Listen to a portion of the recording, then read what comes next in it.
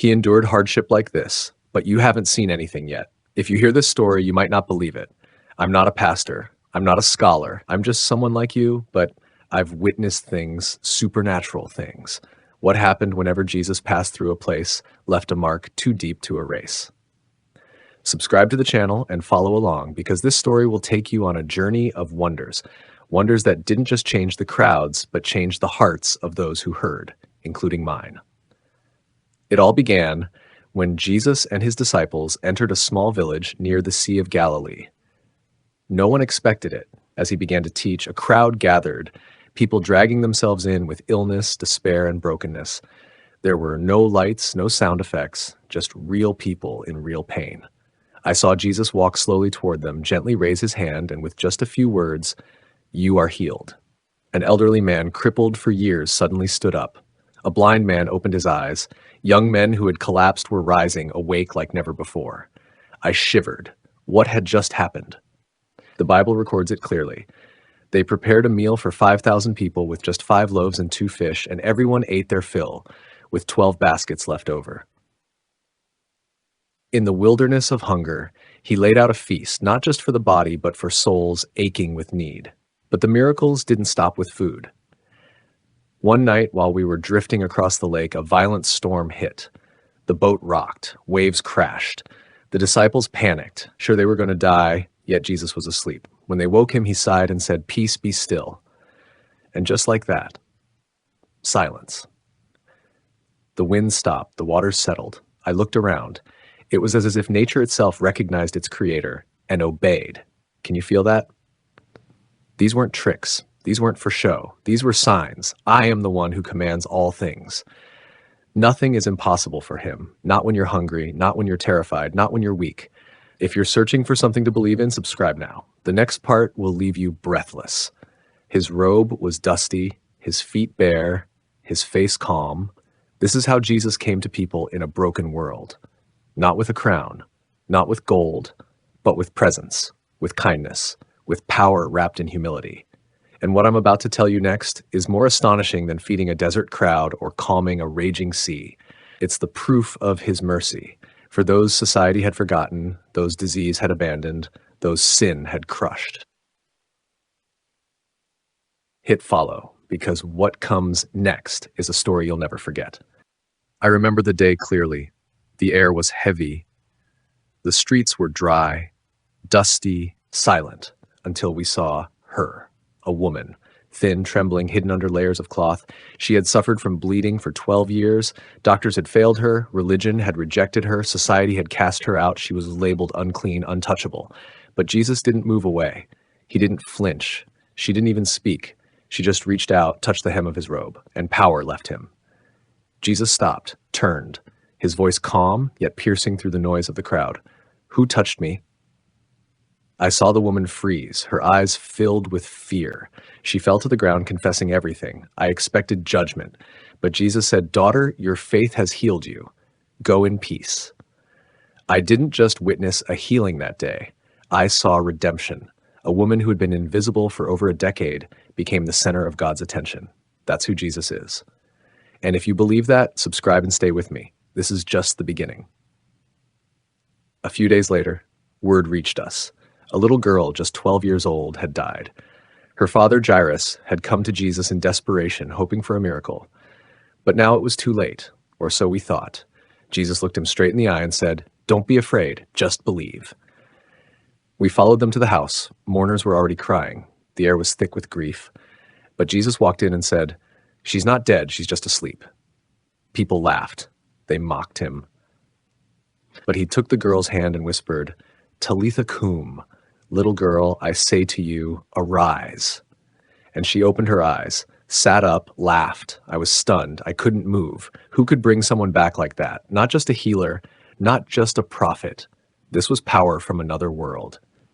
If your heart is stirring right now, it's not by accident. Subscribe, stay with me. God is trying to tell you something. There was also the man in the graveyard. We had avoided that area for years. People said a demon-possessed man lived there, chained like an animal, breaking stones with his bare hands, screaming through the night. No one dared go near him, but Jesus did. The man came running, foaming at the mouth, body scarred from years of self-harm.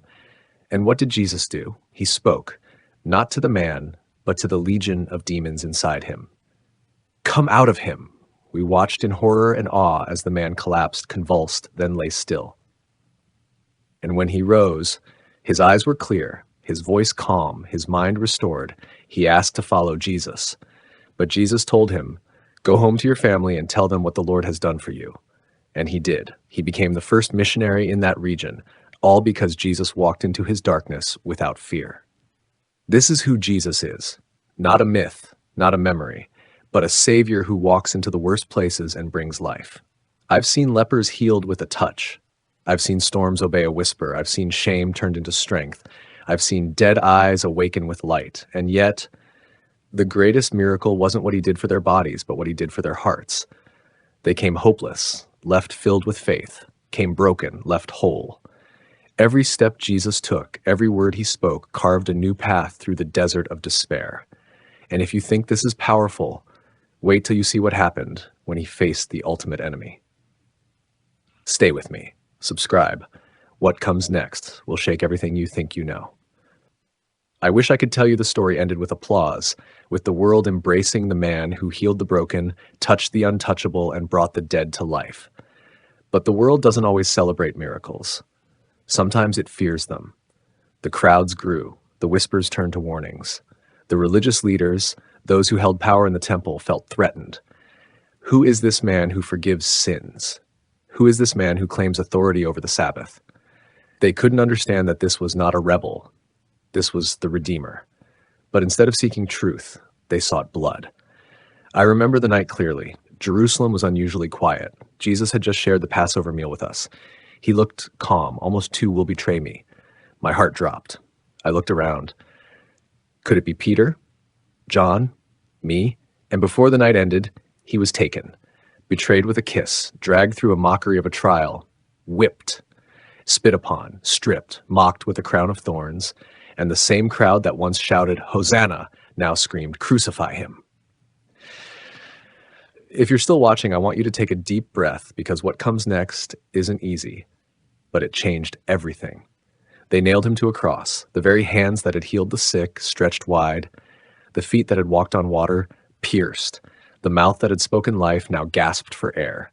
But even as they tortured him, he prayed for them. "Father, forgive them. They know not what they do." And then he died. The earth shook. The sky turned black. The temple veil tore in two, from top to bottom. It felt like the end. The miracle worker was gone. The light of the world extinguished. We scattered, hid, cried. We doubted everything. How could the Son of God die? 3 days passed, each day heavier than the last, until that morning the stone was rolled away. The tomb was empty. And a voice whispered, "Why do you look for the living among the dead? He is not here. He is risen." And just like that, everything changed again. I saw him with my own eyes. The scars were still there, but the pain was gone. He smiled, he walked, he ate with us. Jesus had not been defeated by death.